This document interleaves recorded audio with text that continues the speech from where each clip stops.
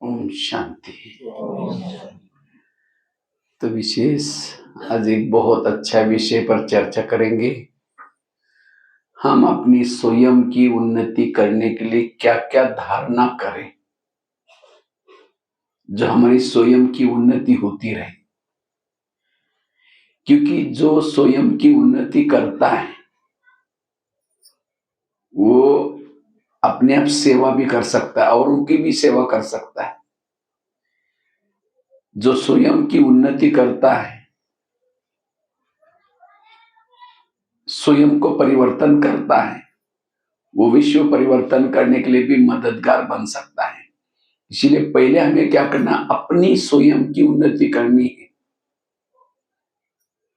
स्वयं की स्थिति को शक्तिशाली बनाना है। लेकिन हमारी स्वयं की उन्नति क्यों नहीं होती, स्वयं की स्थिति क्यों बिगड़ती है, उसके कारण और निवारण, इसके बारे में चर्चा करेंगे। अगर हम अपनी उन्नति करना चाहते हैं तो उसके लिए सबसे पहली बात है पर चिंतन, पर दर्शन, इन बातों से बचने की जरूरत है। जो एक दूसरे के दोष देखता है, अवगुण देखता है, पर चिंतन करता है, वो स्वयं की उन्नति नहीं कर सकता।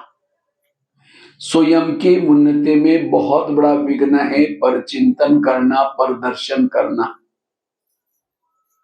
जिसको ही कभी कभी बाबा कहते बच्चे झगमुई झगमुई नहीं करो, फलाना ऐसा है, फलानी ऐसी है, वो ऐसा है। क्योंकि परचिंतन करने से वायुमंडल खराब हो जाता है, परचिंतन करने से हमारा टाइम वेस्ट हो जाता है।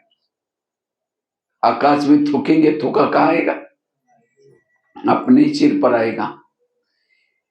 जो परचिंतन करता उसके दिल में बाबा नहीं बैठेगा। प्रैक्टिकल में किसी के घर में जाओ, उनके बच्चे भी बैठे, बाप भी बैठा है, और बच्चों को ये बच्चा ठीक नहीं, तो नालायक है, ऐसा है वैसा है, बाप को सुना रहे उसके बच्चे की बुराई। फिर बाप को कहेंगे आप बड़े अच्छे हैं, आप बहुत अच्छे हैं। बाप क्या बोलेगा, पहले तुम यहां से भाग जाओ, तुमने मेरी बच्ची की बुराई की, जिसको मैं, क्योंकि हर मम्मी पापा को अपने बच्चे क्या होते हैं, प्यारे होते हैं। अब उन्हीं की बुराई करके उनके सामने बाप की महिमा करेंगे, उनको कैसा अच्छा लगेगा। इसी तरह सारा दिन हम क्या करते हैं, फलानी ऐसी है, वो ऐसा है, मेरी भाभी ऐसे है, मेरा पड़ोसी ऐसे है, मेरा भाई ऐसा है, सबकी बुराई की। और शाम को योग में बैठ करके मीठे बाबा, प्यारे बाबा, अब तो शांति के सागर, दया के सागर, आनंद के सागर। बाबा कहते हैं मैं भूल गया, मुझे याद दिला रहे, मुझे पता है मैं दया का सागर, शांति का सागर, लेकिन तुमने मेरे बच्चों की बुराई की, इसलिए तुम पहले यहां से भाग जाओ, मेरी महिमा मत करो। फिर हम क्या करते, योग में बैठते, बाबा प्यार ही नहीं करता। क्यों नहीं करता, क्योंकि हमने किसी के दोष देखे। इसीलिए अगर मुझे परमात्मा का प्यार प्राप्त करना है, बाबा कई बार मुरली में भी कहता है बच्चे झगमुई झगमुई नहीं करो, बच्चे किसी के दोष नहीं देखो। फिर भी हम क्या करते हैं, वो है ही ऐसा ना, वो है ही ऐसा, वो ऐसा नहीं है, उसको पार्ट मिला हुआ ऐसा, वो ऐसा नहीं है, वो तो शांत स्वरूप आनंद स्वरूप।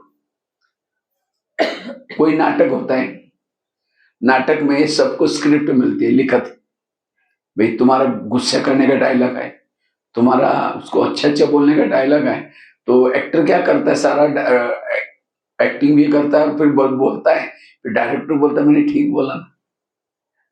अब गुस्से गुस्से वाला पार्ट है तो बोलेगा ठीक बोला ना, तो गुस्सा थोड़ी कर रहा है। इसीलिए पति की स्क्रिप्ट अलग है, बच्चे की स्क्रिप्ट अलग है, जैसा स्क्रिप्ट ऐसा पार्ट बजा रहा है। इसलिए कोई भी दोषी नहीं है। तो हम परिचिंतन करके अपना टाइम वेस्ट क्यों कर रहे हैं। इसलिए मुझे किसी का परिचिंतन नहीं करना है। कई कहते हम नहीं करते, लेकिन कोई आकर के सुनाता है तो क्या, क्यों सुनाता है, हम कहते अच्छा अच्छा फिर क्या हुआ? वो वुडकी पे जा रहे सुनाने वाला, चाय पानी पी के जाना, पता ना और क्या हुआ। अगर ऐसी बातें सुनेंगे तो सुनाने वाला तो पाप कर रहे हैं, लेकिन सुनने वाला भी अपना पाप को बढ़ा रहा है। ये परचिंतन ये उन्नति करने नहीं देता, परचिंतन आत्मचिंतन करने नहीं देता। इसीलिए अगर अपनी उन्नति करना चाहते, ये धारणा पक्की करो, मुझे किसी के दोष देखना नहीं है। ये भी संग दोष है। संग दोष मतलब नॉन बीके की बात नहीं। अगर कोई बीके है, बैच पहनता है, सफेद ड्रेस पहनता है, लेकिन कोई मधुवन की, कोई सेंटर की और उनकी बुराई सुनाता है, ये भी क्या है? संग दोष। इसलिए परचिंतन करने वालों के बुद्धि का ताला बंद हो जाता है, उसका ताला बंद हो जाता है। अब जिसके बुद्धि का ताला बंद हो जाता है, उसको ज्ञान का चिंतन मंथन नहीं चलेगा। जैसे कोई फैक्ट्री में धुआं निकलता है तो गवर्नमेंट क्या करता है? उसको बंद कर दे, क्योंकि पॉल्यूशन फैला रहा है। इसी तरह परिचिंतन करेंगे, वायुमंडल खराब करेंगे। बाबा ऊपर से अव्यक्त वतन से देखे गए, महाराष्ट्र से कौन सी फैक्ट्री से धुआं निकल रहा है, उसके बुद्धि का ताला फिर बंद करेगा। अब जिसके बुद्धि का ताला बंद हुआ है, उसकी निशानी क्या है? क्या निशानी? उसका मनन चिंतन कुछ नहीं चलेगा। उसको मुरली 4 पेज की सुनी, लेकिन आज का वरदान देख बहुत अच्छा था। क्या था? बहुत अच्छा। क्या था बताओ? बहुत अच्छा। स्लोगन क्या था? वो भी बहुत अच्छा। क्या था? वो दिमाग में नहीं बैठे। सरस्वती किसके ऊपर बैठी? हंस के ऊपर बैठती थी। हंस अर्थात अंदर बाहर सोच। अब सारा दिन परचिंतन करेंगे तो हंस कैसा रहा? वो क्या बना? कौवा। उसके बुद्धि में सरस्वती कैसे बैठे? इसलिए परचिंतन करने से घाटा है। परचिंतन करने से वायुमंडल खराब हो जाता है। परचिंतन करने वाला शांति का अनुभव, सुख का अनुभव नहीं कर सकता। इसलिए इससे बचना। एक शिष्य था, भगवान के पास जाता है, कहता है भगवान मैं बहुत आगे बढ़ना चाहता हूं, मैं अपनी उन्नति करना चाहता हूं। तो भगवान ने कहा ठीक है, मैं तुम्हारे लिए क्या करता हूं, वरदान देता हूं और साथ में 2 थैले देता हूं। भगवान ने कहा कि एक थैले को तुम क्या करना, पीछे रखना। एक थैले को क्या रखना? पीछे। दूसरे थैले को क्या रखना? आगे रखना। लेकिन भगवान ने कहा जो पीछे वाला थैला है, तुम्हारे आस पास पड़ोसी में जो भी लोग रहते हैं, उस सभी के अंदर जो भी बुराई है, निगेटिव बातें हैं, उसकी चिटकियां बना करके मैं थैले में डाला है। उसको अच्छी तरह बांधना, ना देखना ना किसी को बताना, बस इतना करो तो सुख शांति मिलेगा। और आगे वाला जो थैला है, तुम्हारे अंदर खुद के अंदर जो बुराई है, उसकी चिटकियां बना के डालिए। उसको बार बार हाथ डालकर निकालना, देखना कि मेरे अंदर क्या क्या बुराई है और उसको परिवर्तन करना, तुम्हें सुख मिलेगा, शांति मिलेगा। जाओ, लेकिन थैले का ध्यान रखना। दूसरे की बुराई का कहाँ रखना? पीछे। और वो कहता है हाँ भगवान मुझे सुख चाहिए, मैं ऐसे करूंगा जैसे अपने कहा, वो लेके गया। कुछ साल के बाद वो क्या करता है, पीछे का थैला आगे किया। मैंने दूसरे की बुराई को क्या क्या आगे किया और अपनी बुराई को, जैसे थैले उल्टे के वरदान उल्टे हो गए। फिर भगवान के पास आते, कहते भगवान मुझे सुख मिला ही नहीं, मुझे शांति मिली नहीं। भगवान ने कहा अच्छा, तुमको जब मैंने थैले थे उसको कहाँ रखा? कहते भगवान मेरे से कई बार भूले हो गए, मैंने पीछे का थैला आगे किया। भगवान ने कहा यही तुम्हारे दुखों का कारण। ये कहानी किसी और की नहीं, ये कहानी हमारी अपनी है। हम भी यहाँ क्यों आते हैं? थोड़ा सुख मिल जाए, शांति मिल जाए। बाबा कहते हैं ठीक है बच्चे, मैं तुम्हें वरदान देता हूँ, साथ में 2 थैले देता हूँ। दूसरे की बुराई को कहाँ रखो? पीछे, और अपनी बुराई को आगे। लेकिन हम बाहर जाकर के क्या करते हैं? दूसरे की बुराई को पीछे आगे लेते हैं, खोल देते हैं। फिर कहते हैं फलाना ऐसा करता, वो ऐसा करता है, लोगों को बुला करके भी सुनाते। और अपनी बुराई को नहीं नहीं मैं ठीक हूं, उसके कारण ऐसा हुआ, मैं ठीक हूं। तो इसलिए आज हमारी स्थिति बिगड़ने का ये कारण, स्वयं की उन्नति नहीं होगी। इसलिए आज से हमें क्या करना है? इस पर चिंतन से बचना। दूसरी चीज है, अगर स्वयं की उन्नति करना चाहते हो, इसके लिए बाबा के श्रीमत को फॉलो करना। जो श्रीमत प्रमाण चलते हैं वो अपनी उन्नति करते। तो कितना परसेंटेज आप लोग बाबा के श्रीमत प्रमाण फॉलो करते होंगे, कोई बता सकते? श्रीमत तो समझा ना, रोज अमृत वाला उठना, क्लास सुनना, मुरली सुनना, योग लगाना, शुद्ध भोजन खाना, तो कितना परसेंटेज चलते होंगे? हाँ, कोई बता सकते कितना चलते होंगे माताएं? 100%, 90%, कितना? हाँ, ये पता ही नहीं चलता है। श्रीमत का कभी कभी हम उल्लंघन क्यों करते? श्रीमत के उल्लंघन का पहला कारण है लोकलास। यहाँ फिर भी महाराष्ट्र में लोकलास कम है, हम तो राजस्थान में रहते तो बहुत वहां लोकलास चलते। लोग तो दुनिया में कैसे हैं, घोड़े पर बैठने में नहीं देंगे, पैदल चलने में नहीं देंगे। इसलिए कहते हैं ना, सुनो सबकी करो अपनी नहीं, श्रीमत की। फटाफट बोल दिया अपनी क्योंकि करते अपनी, इसलिए याद आता है अपनी। सुनो सबकी, करो श्रीमत। श्रीमत क्या कहता है वैसे करो। वास्तव में हमारे जीवन में माया क्यों आती, क्यों आते हैं? जब हम श्रीमत का उल्लंघन करते हैं तो माया क्या करते हैं? बाबा कहते हैं माया मेरी बेटी है और तुम मेरे कौन हो? बच्चे हो। तो माया बाबा की बेटी होगी, हम बाबा के बच्चे हो गए, तो माया और हमारा रिश्ता क्या हो गया फिर? हाँ, भाई बहन। कोई कोई बहन भाई को थप्पड़ भी मारती, कब मारते? जब वो बाप का कहना नहीं मानता, अपनी मर्जी चलाता है, बहन आकर के थप्पड़ मारते, भैया ज्यादा होशियारी कर रहे क्या, मेरे पिताजी को नहीं मान रहे। इसी तरह माया बहन भी आपको आकर के थप्पड़ कब मारते हैं? जब आप बाबा के श्रीमत का उल्लंघन करते। जब जब कभी आपके पास माया आई है, जरूर आपने 3-4 दिन पहले से श्रीमत का क्या किया? उल्लंघन। इसलिए माया के लिए सामने प्रतिज्ञा करो, माया बहन सॉरी, आज से हम कभी भी श्रीमत का उल्लंघन नहीं करेंगे। और जो श्रीमत प्रमाण एक्यूरेट चलता है वो स्वयं की उन्नति कर सकता है। तो श्रीमत में मन मत पर मत नहीं। सीता कमजोर क्यों बनी? क्यों बनी? क्योंकि सीता ने क्या क्या श्रीमत में क्या मिलाया? मनमत मिलाया।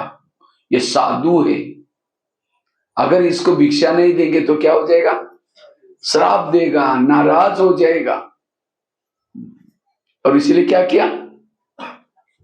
साधु को खुश करने के लिए क्या क्या? रेखा का उल्लंघन किया और साधु उठा करके उसको ले गया। इसी तरह हम भी कभी क्या करते हैं, अरे हम तो 10 साल के बाद इनके घर में आए हैं, अगर इनका पानी नहीं पिएंगे तो नाराज हो जाएगा, अगर इनका खाना नहीं खाएंगे तो नाराज हो जाएगा। उसको राजी करने के लिए हम बाबा को, बाबा तो नाराज नहीं होगा, आपका भाग्य नाराज हो जाता है। भगवान क्यों नाराज होगा आपसे? इसलिए ऐसा कोई काम ना करो जो श्रीमत का उल्लंघन हो जाए। तो इसलिए जितना श्रीमत प्रमाण चलेंगे स्वयं की उन्नति होती रहेगी। तीसरी बात है, मैं पहली बात कौन सी सुनाई? पर चिंतन से बचे रहने से स्वयं की उन्नति होगी। दूसरी बात बताई कौन सी? श्रीमत का एक्यूरेट पालन करने से स्वयं की उन्नति होती रहेगी। तीसरी बात है, स्वयं की उन्नति करनी है, उसके लिए आत्मा का पाठ पक्का करना है।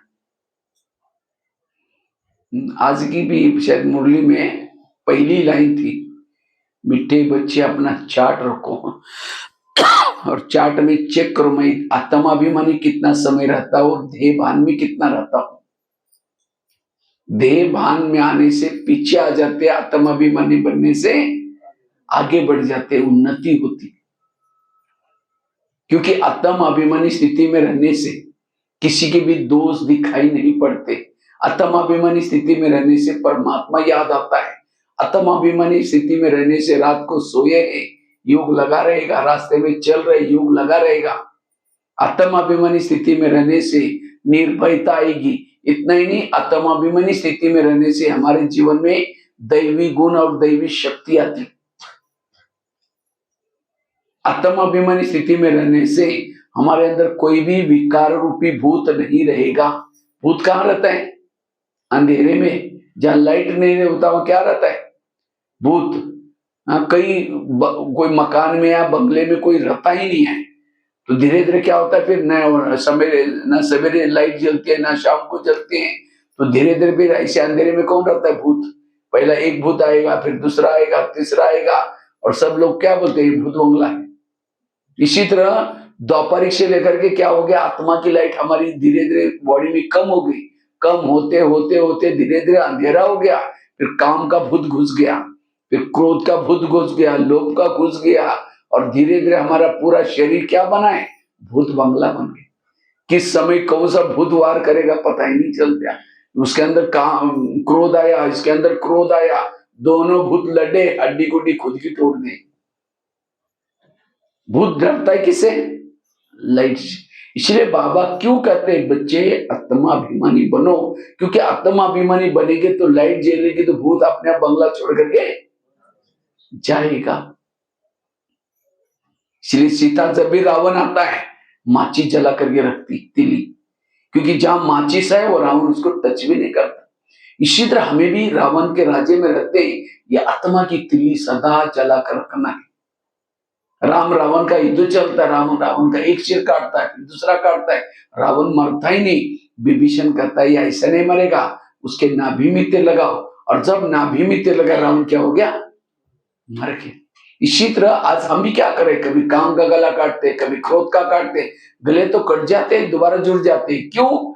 देह भान के नाभि में तीर नहीं लगाया। इसलिए बाबा कहते हैं आत्मा का पाठ पक्का करो, इससे आप अपनी स्वयं की उन्नति कर सकेंगे।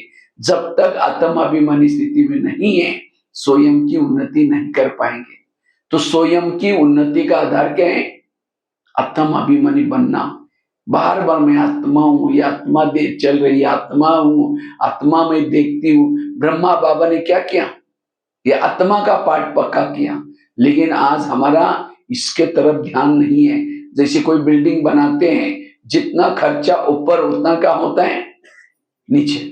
अब जिन्होंने नीचे पैसे बचाने के चक्कर में फाउंडेशन ज्यादा खर्चा नहीं किया, ऐसे रेती पर डाल दिया, जब भूकंप आएगा, आंधी तूफान आएगा तो बिल्डिंग क्या हो जाएगी? गिर जाएगी। इसी तरह जिन्होंने ज्ञान में चलने के बाद आत्मा का पाठ पक्का ही नहीं किया, सेवा कर रहे, पुरुषार्थ कर रहे, जब माया का आंधी तूफान आते तो गिर जाते, बार बार गिर जाते।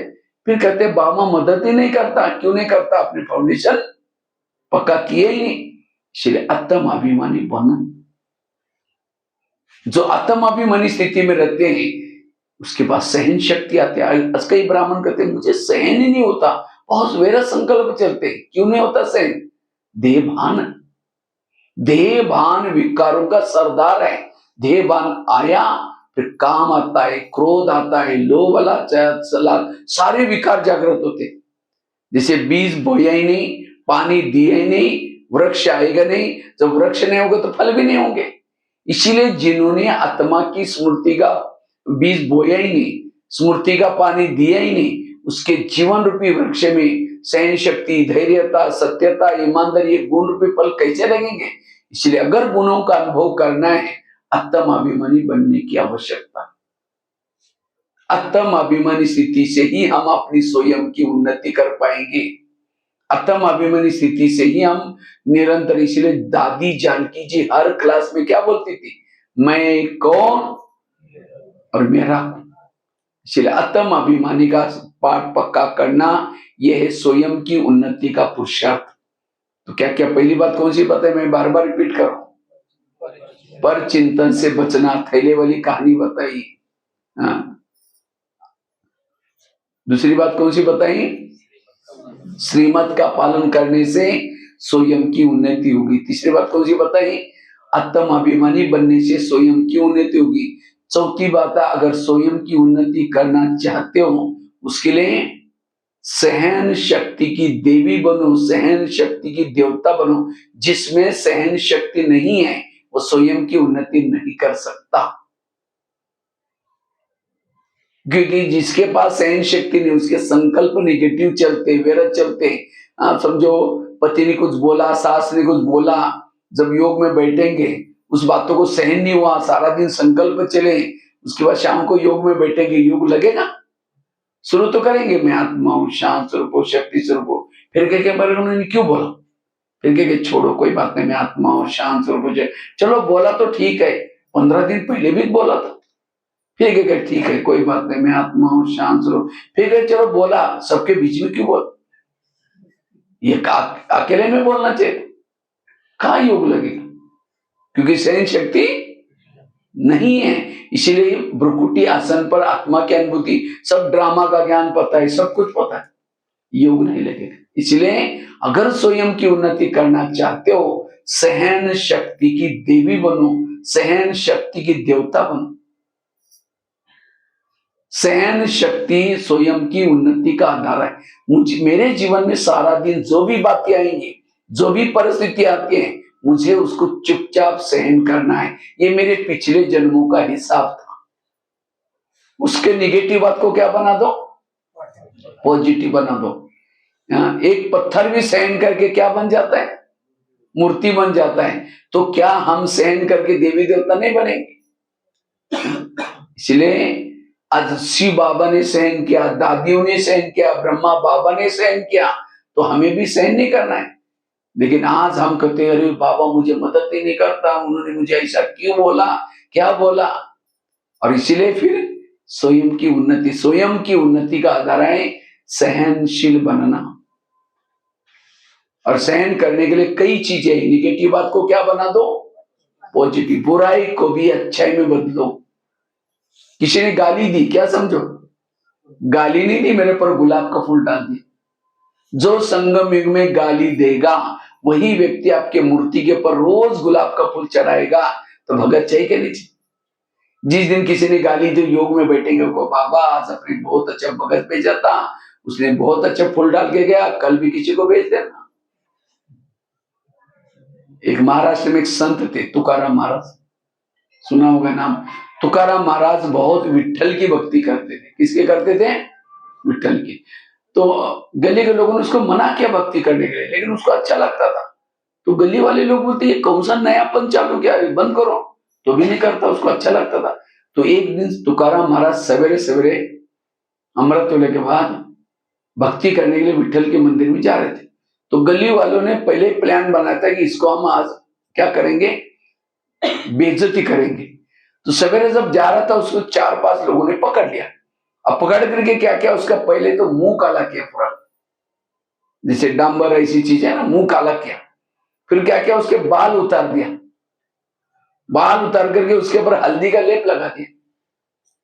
फिर उसके गले में सब्जियों की माला बना करके पहना दिया। बैंगन, टमाटर, आलू, मटर, मिर्ची, सारी सब्जियां माला में बना, और एक गधे को पकड़ करके उसके ऊपर बिठा दिया। और भी गधे का मुंह आगे, उसका मुंह पीछे, और गधे को पकड़ करके गली गली में घुमाना शुरू किया। ये तुकाराम महाराज आए हैं। जब बच्चे भी आते थे, वो जोर से बोलते थे तुकाराम महाराज की जय। अब घर के लोग जो बाहर आकर के सारे गली गली में घुमाया।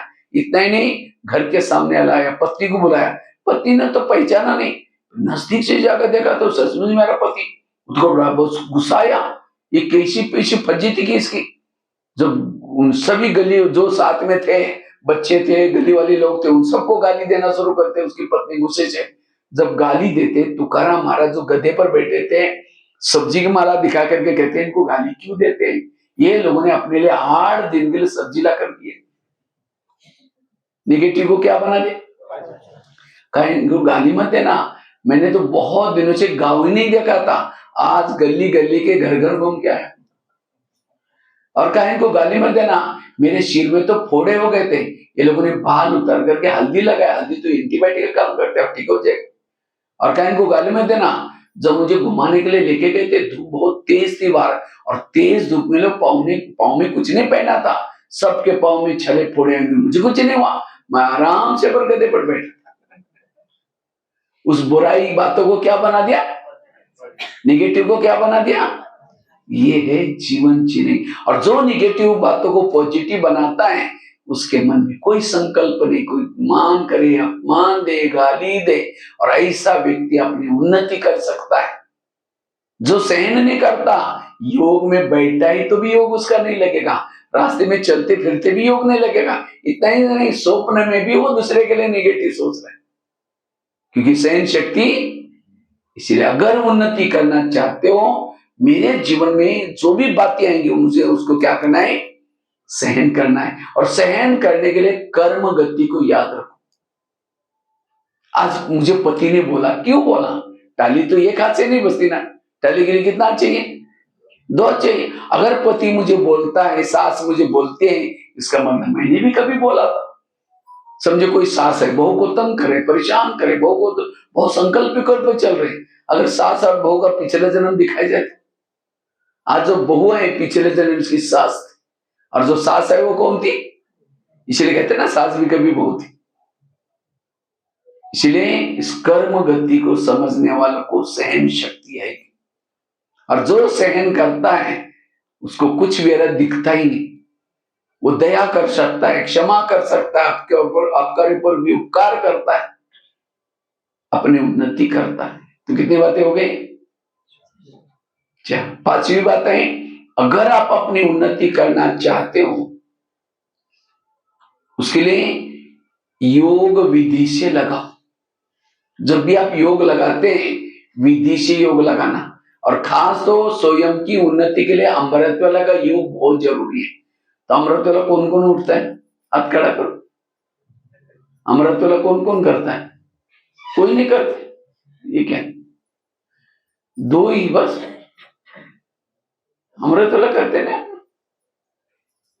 अमृतवेला कितना बजे होता है,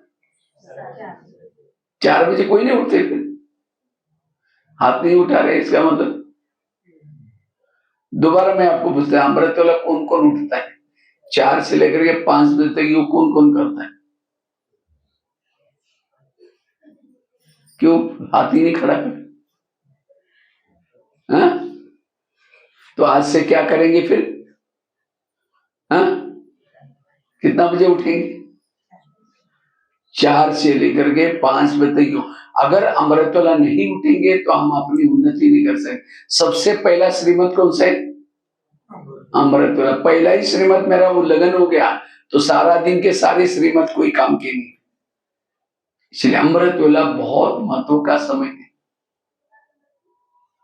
और वो भी अमृतवेला ऐसा नहीं कि केवल उठना, अगर वो अमृतवेला कोई उठता भी होगा, कोई उसका वीडियो बनाया जाए और वही वीडियो उसको 10 बजे दिखाया जाए, आपका अमृतवेला का वीडियो कहेगा मेरा है, मैंने ऐसे कहता, दीवार के सारे बेटे मुख खुला के माना। 2 बार मच्छर अंदर भी गया और बाहर भी आया। कई तो अभी ऐसे कर रहे हैं, फिर अमृतवेला पता नहीं क्या होगा। इसलिए आंखें खोल करके बैठना। कोई घर में मेहमान बुलाओ, मेहमान बहुत बड़ा है लेकिन आपका स्नेह प्यार इसलिए आया, लेकिन जैसा घर में मेहमान आया अंदर से दरवाजे खिड़की लगा कर भी सो जाओ, वो बेल बजा रहे, घंटी बजा रहे, दरवाजे नहीं खोलो, और उसको कैसा लगेगा, ये कैसे लोग है, मैं अपने 10 काम छोड़ के आया और इनको ने दरवाजे बंद किया, चला जाएगा। फिर फोन करो, क्या बात आप आए नहीं, क्योंकि मैं आया था, बेल बजाई थी, नहीं नहीं नहीं प्लीज आओ, दोबारा आ जाओ। आधे रास्ते से फिर आया, फिर तब तक दरवाजा बंद किया अंदर से, फिर बेल बजा रहे, घंटी बजाए, दरवाजे नहीं करो, फिर चला जाएगा। फिर तीसरी बार फिर फोन करो, कहिए क्या बात आप आए नहीं, कहे आप कभी नहीं आऊंगा। दूसरी बार भी आए तो भी अपने दरवाजे बंद किया। इसी तरह अमृतवेला उठेंगे, बाबा को कहेंगे मीठे बाबा, प्यारे बाबा, जब हम आपसे बातें करनी है। बाबा को तो बुलाया, दरवाजे खिड़की बंद, तेरे द्वार खड़ा भगवान, भगत भरले भरले तो हम शादी हो गए। इसीलिए अमृतवेला आंखें खोल करके बैठना, और केवल खोल के भी नहीं, घर में कोई मेहमान बैठा है उसके चेहरे की तरफ देखते रहो। वो कहेगा फोन क्यों किया था। तो कई कई अमृतवेला क्या कैसे करते हैं, बाबा के फोटो की तरफ देखेंगे, फिर घड़ी में देखेंगे, अब कब तक देखना है।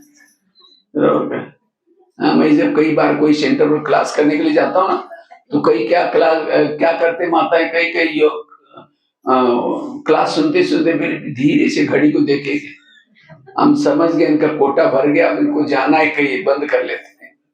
हाँ? इसलिए योग करते समय ऐसे नहीं करना, योग लगा कर और कितना 15 मिनट देखना है, ये थोड़ी आपको कोई पगार मिलने वाला है 15 मिनट पौन घंटा बैठने से। अगर आपको बैठना है तो लगन में मगन होकर के बैठो। तो अमृत वेला अच्छी तरह करना है, विधि पूर्वक करना है। कई तो क्या करते हैं, मैं आत्मा हूं, शांत स्वरूप और शक्ति स्वरूप, आप जा रही चांद सूरज तारांगन के पार, वहां जो एक झुटका लगा अगर तारांगन के पार से कोई झुटका लगा देगा, नीचे हड्डी गुड्डी टूट जाएगी। हाँ? एक कुमारी ने मुझे कहा कि भाई साहब मैं अमृतसर उठती हूँ लेकिन परम धाम में नहीं जाती। उन्होंने कहा क्यों? कहते उसी समय हमारे घर के ऊपर बहुत अंधेरा होता है, इसीलिए ऊपर नहीं जाती हूँ, यहीं बैठ जाती। एक कुमार कहते हैं भाई साहब मेरे अमृत वाला नींद ही नहीं खुलती। मैंने कहा क्यों? अलार्म लगाए करो। कहता है अलार्म तो लगाता हूँ लेकिन सुनाई नहीं पड़ता। मैंने कहा क्यों? कहता है मैं सोने के लिए परमधाम में जाता हूँ और अलार्म तो धरती पर बजता है, इसीलिए सुनाई नहीं पड़ता।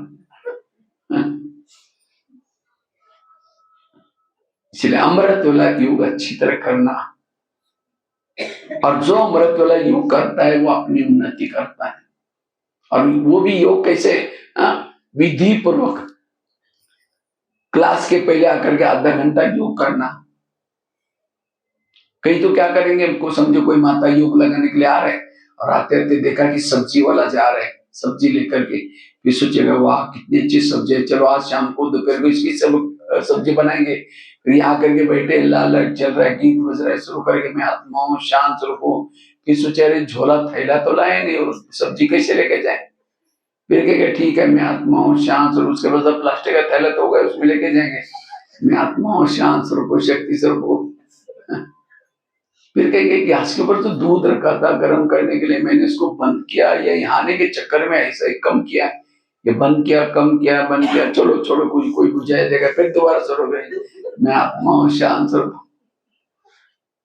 फिर सोचा अरे घर में तो मेहमान आने वाला था, मैंने सोचा था उसके लिए पूरन पूरी बनाए, लेकिन चने की दाल तो है ही नहीं घर में, चलो छोड़ो कुछ और बना देगी दूसरा। फिर कहेंगे मैं आत्मा हूँ, शांत। अब लाल लाइट की सफेद लाइट हो गई, योग का टाइम खत्म हो गया। सामने वाला बैठने वाला सोचते हैं वाह इन्होंने आधा घंटा योग किया, लेकिन इनका योग कहाँ लगाए? वो सब्जी वाला योग है वो, या पूरनपोली वाला बाबा वाला योग नहीं था। अगर ऐसा योग करेंगे आत्मिक स्थिति कैसी बनेगी? अब जब आत्मिक स्थिति नहीं बनेगी तो सारा दिन दूसरे के दोष दिखाई पड़ेंगे और गुण दिखाई पड़ेंगे, योग में बैठते नींद आएगी, स्वयं की उन्नति कैसी होगी? इसलिए योग को हमें विधि पूर्वक करना है, शक्तिशाली करना है। इसलिए विधि से बैठना अर्थात आंखें खोल करके बैठना, बाबा की याद में बैठना, बाबा की गुणगान करना, ये है विधि। रोज हमारा 2-3 घंटे का योग चाहिए और इसी विधि से योग करने से हमारी स्वयं की उन्नति होगी। ये 5वीं बात। पहली बात बताई पर चिंतन से बचना, दूसरी बात बताई श्रीमत का पालन करना, तीसरी बात बताई आत्माभिमानी बनना, चौथी बात बताई सहनशील बनना, पांचवी बात बताई विधि से योग लगाना, छठी बात है अगर हम अपनी स्वयं की उन्नति करना चाहते हैं उसके लिए अपने विचारों को, संकल्पों को कम चलाना, सकारात्मक चलाना, पॉजिटिव चलाना। जिसके मन में संकल्प विकल्प ज्यादा चलते हैं, व्यर्थ संकल्प चलते हैं, वो अपनी उन्नति नहीं कर सकता। इसलिए संकल्प में धैर्यता चाहिए, कम से कम संकल्प, और वो भी पॉजिटिव। व्यर्थ सोचने वालों के अंदर गुण शक्तियां नहीं आती, जो पॉजिटिव सोचता है उसके अंदर गुण और शक्ति आती। इसलिए व्यर्थों से स्वयं को क्या करना है? मुक्त करना।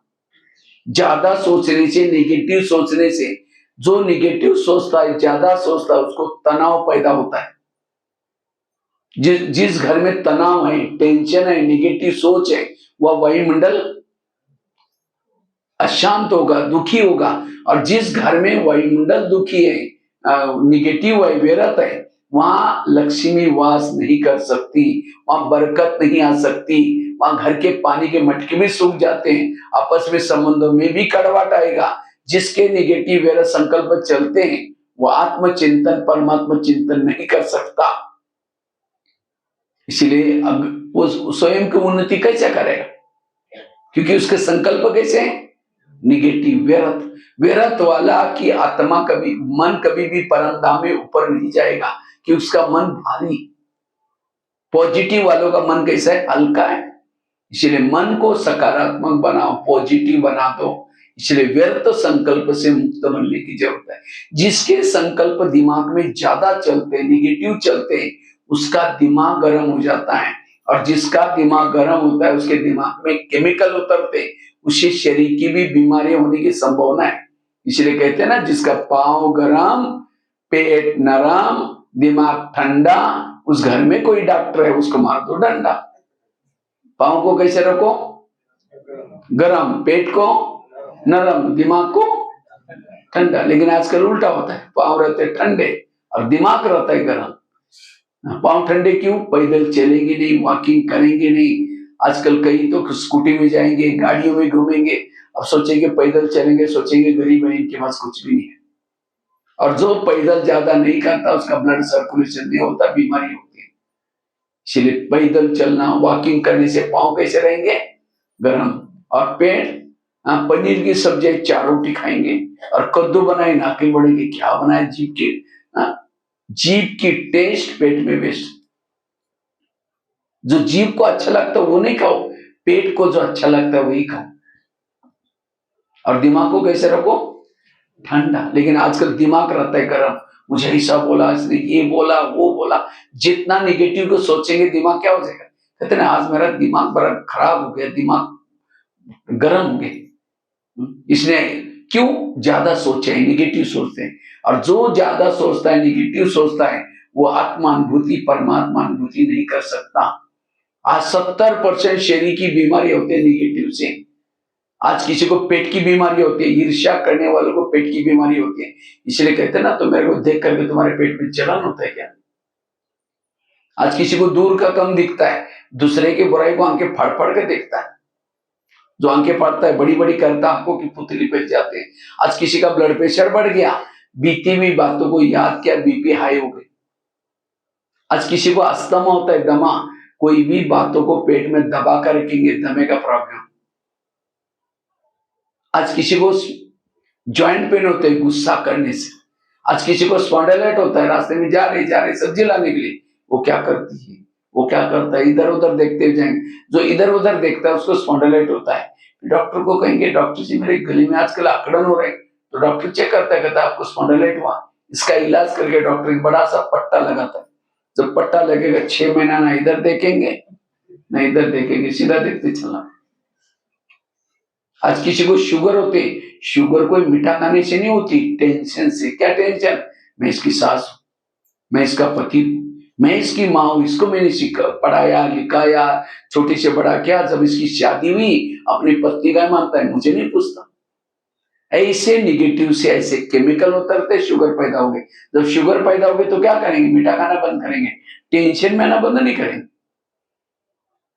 इसलिए वर्तमान समय अगर हेल्दी बनना है, हैप्पी बनना है, सुखी बनना है, पॉजिटिव बनो, सकारात्मक बनो, व्यर्थों से मुक्त बनो। मुझे लगता है इस सीजन की जितनी भी मधुबनी में मुरलियां चली है, क्या चली है, बच्चे समय का खजाना बचाओ, बच्चे संकल्प का खजाना बचाओ, व्यर्थों से मुक्त बनो, सदा खुश रहो। सारी मुरलियां इस सीजन की यही चली, क्योंकि आजकल ब्राह्मणों में बहुत व्यर्थ संकल्प चल रहे हैं। जो व्यर्थ संकल्प चलते हैं वो कितना भी योग लगाता है, जैसे वो मराठी में कहा होता ना, आंध्र दर्त्याने कुत्रा, अमृत वाले उठ रहे योग लगा रहे और सारा दिन निगेटिव सोच रहे, उसे सारा खत्म हो गया। एक शिष्य था, भगवान के पास जाता है, गुरु जी के पास जाता है, कहते गुरु जी मैं बहुत भक्ति करता हूँ, बहुत दान पुण्य करता हूँ, लेकिन मुझे कोई आत्मानुभूति परमात्मा अनुभूति शांति का अनुभूति कुछ भी नहीं हो रहा है। क्या भगवान मेरे भक्ति से प्रसन्न नहीं है, क्या भगवान मेरे भक्ति के लिए रूठ गए? ऐसा क्यों रहे कि मेरी भक्ति नहीं पहुंच रहे? तो गुरुजी हंसने लगे, कहता बात तो सही है। 3-4 दिन पहले मैं बगीचे में बैठा था, गुरुजी कहता है, तो उस समय 5-6 युवा आए थे, उन युवाओं को प्यास लगी थी। तो गुरुजी ने कहा सामने कुआं है, वहां बाल्टी है, रस्सा है, जाके के पी के चले जाना। तो युवा वहां बगीचे में चले गए, वहां बाल्टी थी, रस्सा था, बांधा, कुएं में छोड़ा, पानी खींचा, पानी नहीं मिला। दोबारा बाल्टी डाली, फिर पानी खींचा, नहीं मिला। तीसरी बार डाली, फिर खींचा, नहीं मिला। 10-12 बाल्टी डालते रहे, पानी खींचते रहे, पानी नहीं मिला, छोड़ के चले गए। कुआं था, बाल्टी थी, रस्सा था, तो भी प्यासे गए। क्यों? बाल्टी को छेद थे। वो बाल्टी कैसी थी? छेद वाली। वो तो कुएं के पास गए, आप कहाँ हैं? सागर के पास। आज हमारे पास बाल्टी भी है, मन रूपी बाल्टी, बुद्धि रूपी रस्सा भी है, मेहनत भी करते, योग भी लगाते, अमृतवाला भी उठते हैं, सेवा भी करते हैं, लेकिन अगर मन को छेद आए, मेरा सोचने की आदत होता है, आत्मानुभूति, परमात्मा अनुभूति नहीं होगी। इसलिए स्वयं की उन्नति के लिए व्यर्थ संकल्प से मुक्त बनो, कुछ भी नहीं सोचो। ये है भगवान के ऊपर भरोसा। अगर आप व्यर्थ सोच रहे हैं, इसका मतलब भगवान मेरी नया को पार नहीं लगाएगा, मुझे सोचना पड़ रहेगा, इसीलिए सोच रहे हैं। इसलिए नो क्वेश्चन, नो करेक्शन, मन चुप। और जिसका मन संगमी में चुप है, वो है मूर्ति। और जो संगमी में मूर्ति बनता है, भविष्य में क्या करेगा? मंदिर में मूर्ति बनकर के धुआं ही देगा सबको। इससे स्वयं की उन्नति होगी। इसलिए कुछ भी सोचो नहीं, जो होगा सब अच्छा होगा। गीता का सार क्या है? जो हुआ अच्छा हुआ, जो हो रहा अच्छा, जो होगा वो भी। मेरी कोई चुगली करे, मेरे लिए कुछ भी करे, गाली दे, मेरा कल्याण, मुझे चुप रहना है। भगवान ने कहा है मुझे चुप रहना है, तब चाहे हर परिस्थिति से आपका कल्याण दिखाई पड़ेगा। ये है स्वयं की उन्नति का आधार, व्यर्थ संकल्प से मुक्त बनना। छठी बात है। और लास्ट की एक बात सुना करके मैं पूरा करता हूं। अगर स्वयं की उन्नति करना चाहते हैं, बार बार रिपीट कर रहा हूं। पहली बात कौन सी सुनाई? पर चिंतन से बचना। दूसरी बात कौन सी सुनाई? श्रीमत का पालन करना। तीसरी बात कौन सी सुनाई?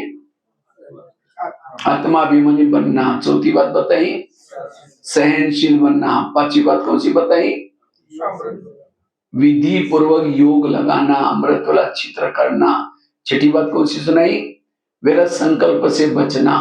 लास्ट की बात है, अगर स्वयं की उन्नति करना है, उसके लिए स्वराज्य अधिकारी बन करके हर कर्म इंद्रिय को श्रीमत प्रमाण चलाओ।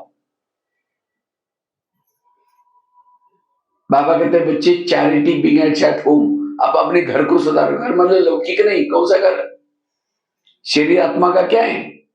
घर है। तो क्या इस शरीर भी घर में सब ज्ञान में चलते हैं? आंखें ज्ञान में चलती हैं, कान ज्ञान में चलता है। अगर आंखें ज्ञान में चलती, जब योग लगाते आंखें बंद होती। और कोई मोबाइल में गलत चीजें देखते, वो समय बंद नहीं होती, टक टक टक करके देखती रहती। 12 बजे, रात बजे, 1 बजे, इसका मतलब मेरी आंखें ज्ञान में नहीं है। कान ज्ञान में चलता है। हाँ, कोई परिचिंतन की बातें सुनाता, और क्या हुआ बता और क्या हुआ, और कोई ज्ञान की बातें बताए, भूल जाता है। इसलिए एक एक श्रीमत इंद्रियों को श्रीमत प्रमाण चलाओ। यह है सो परिवर्तन का, स्वयं की उन्नति। सारे गीता का सार, सारे शास्त्रों का सार, सारे धर्मों का सार। हे अर्जुन, तुम अपने घोड़े के लगाम अपने हाथ में रखो। अर्थात हे मनुष्य, तुम हर इंद्रियों को अपने वश में रखो। आज हमारी आंखें वश में नहीं है, कान वश में नहीं है। थोड़ा सा योग में बैठते, जैसे बाबा कहते हैं तुम्हारे घर में मैं आता हूं, अमृत वाला दिखाई पड़ता है, बाबा आता है, पड़ता है दिखाई? कई कहते हैं तो अलार्म में नहीं सुनाई पड़ता, तो बाबा कैसे दिखाई पड़ेगा? हाँ, कोई शराबी शराब पी करके गटर में पड़ा है, और कोई आकर के 10 रुपए, कोई आकर के कह के 10 रुपए ले लो, घर में जाकर सो जाओ। क्या कहता है? मैं राजा हूं, मुझे कुछ नहीं चाहिए। अब गटर में गिरा है, क्या समझता है? इसी तरह अमृत वाला बाबा हमारे वरदान को झोला लेके आता है, पूछता है बच्चे कुछ चाहिए? लेकिन हम ऐसे झूम रहे, कुछ नहीं चाहिए मैं राजा। हाँ? अगर प्रधानमंत्री आपके घर में अचानक आ जाए, तो नींद में कहेंगे आप पानी ले लो पी लो, ऐसे करेंगे। रात को ट्रेन में जा रहे 10 बजे 1-2 बजे, उस समय चाय वाला चाय चाय करके झटका लगाता है, झटका लगाता है। अगर उसको फटी हुई नोट दो चलेगा, नहीं दूसरा दे दो कोई, क्योंकि उसको कमाई की नशा है। और आज हमें कोई नशा नहीं, 10 नहीं बजे तब तक अभी झटका लगा, फिर अमृतुल्लाह और सवेरे का क्या हालत होगा, जैसे लग रहा है कि पहाड़ तोड़ के आए। ये नशे की कमी हमें कौन पढ़ा रहा है, हम क्या सुन रहे हैं, जितना जागृत अवस्था में रहता है, क्योंकि इंद्रियां हमारे कंट्रोल में नहीं है, इंद्रियां हमको चलाती है। जबकि चलाना चाहिए, जैसे गाड़ी नौका पानी के ऊपर से जाएगी, क्या हो जाएगी, पार कराएगी। नौका के अंदर पानी आएगा तो डुबा देगी। जो इंद्रियों को चलाता है पार हो जाता है, जिसको इंद्रियां चलाते वो डूब जाता है। अब जिसको इंद्रियां चलाती हैं वो भविष्य के कभी राजा, क्या बनना है, राजा बनना है, दासी बनना है, किसको किसको राजा बनना है, हाथ खड़ा करो। राजा किसको किसको बनना है, क्यों हम माता है नहीं राजा बनना, क्या पता है कि हम तो पुरुषार्थ नहीं, कहाँ राजा बनने वाला, हम तो दासी ठीक है। जो इंद्रियों के अधीन है वो कभी अधिकारी नहीं बन सकता। दासी कौन बनती है, जो ज्ञान में चलता है तो भी इंद्रियों के वश में है दासी। दासी वो है जो सदा संगम में उदास रहते हैं। उदास कौन रहता है, जो इंद्रियों के अधीन है, जो किसी का श्रृंगार नहीं करते। इसलिए राजा बनने का पुरुषार्थ करना है। एक एक इंद्रियों को, ब्रह्मा बाबा ने क्या क्या, एक एक इंद्रियों को ऑर्डर की, बातें की, हे कान मुझे तुमको बातें करना है, हे मुख मुझे तुम्हें बात। और जो स्वराज्य अधिकारी है वो स्वयं की उन्नति, आज सारा दिन आंखें गलत देख रहे, कान गलत सुन रहे, मुंह गलत बोलता है, और जब योग में बैठेंगे जो गलत देखा है गलत सुना है वही याद आता है। इसलिए स्वराज्य अधिकारी वाला ही अपनी उन्नति करता है। इसलिए रोज हमें इंद्रियों का दरबार लगाना है, चेक करना है कौन सी इंद्रियां मुझे धोखा देती हैं, उसको शिक्षा देना, सावधान करना। समझो कान ने पर चिंतन सुना तो क्या सजा दो उसको, ऐसे नहीं कि कैंची लेकर के काट करके फेंक दो, तुम यहाँ मेरे राज्य से निकल जाओ, वो सजा नहीं दो। कौन सी सजा दो, दोबारा मुरली सुनो। अगर मुख ने परचिंतन किया है सारा दिन में, पता चला शाम को चाट रखा, मुख ने धोखा दिया, परचिंतन किया, उसको सजा दो। कौन सा, कल का दिन उसका कारोबार बंद, मौन। ये एक एक इंद्रिया जिसके वश में है, तो कहेंगे माता बड़ी अच्छी है, भाई बहुत अच्छा है। अच्छा है मतलब क्या, उसका इंद्रिय पर कंट्रोल है। जिसका इंद्रिय पर कंट्रोल नहीं है वो आंखें धोखा देती है, मुख धोखा देता है, और जहां इंद्रिया धोखा देते हैं उसके अंदर विकार आते हैं। अपने विकार कहां से आते हैं, बाहर से। माया कोई व्यक्ति से नहीं आती, माया हमारे कान से आ रही, माया हमारे आंखों से आती है, माया मेरे मन से आती है। जैसे पाकिस्तान के बॉर्डर पर रहने वाला कोई दुश्मन सैनिक से मिला है और सैनिक को पैसा दे करके निकालता है, तो सैनिक को क्या देश प्रेमी कहेंगे। इसलिए कान हमारे आत्मा की रक्षा करने के लिए, आंखें, यही गीता का सार है। गीता का सार क्या है, हर इंद्रियों को अपने वश में रखना। इसलिए स्वराज्य अधिकारी बनने वाला ही स्वयं की उन्नति कर सकता है। तो ये 7 बातें जो अभ्यास करेगा वही अपनी स्वयं की उन्नति कर सकता है। तो 7 बातें याद रहेगी। पहली बात बताई, पर चिंतन से बचना, थैली वाली कहानी बताई। दूसरी बात बताई, श्रीमत का पालन करना। जो श्रीमत का पालन करता है, एक एक श्रीमत हमें पता है, अमृत वेला उठने का श्रीमत, रोज क्लास सुनने का श्रीमत, शुद्ध भोजन खाने का श्रीमत, पवित्रता का पालन करने का श्रीमत, और जो श्रीमत प्रमाण चलता है स्वयं की उन्नति करता है। तीसरी बात कौन सी बताई, आत्माभिमानी बनने वाला ही स्वयं की उन्नति करता है। चौथी बात कौन सी सुनाई, जो सहन करता है वही अपनी स्वयं की उन्नति कर सकता है। पांचवी बात कौन सी बताई, विधि पूर्वक योग लगाने वाला ही अपनी स्वयं की उन्नति कर सकता है। विधि पूर्वक अर्थात मन को, बुद्धि को जो काम दिया है उस प्रमाण चलना विधि पूर्वक। छठी बात कौन सी सुनाई? जो संकल्प को कम चलाता है, पॉजिटिव चलाता है, वही अपनी उन्नति करता है। और लास्ट की 7वीं बात कौन सी बताई? जो अपने हर इंद्रियों को श्रीमत प्रमाण चलाता है वही स्वयं की उन्नति कर सकता है। अगर इस 7 बातों का अभ्यास करेंगे तब आप अपनी उन्नति कर सकेंगे। ठीक है। ओम शांति।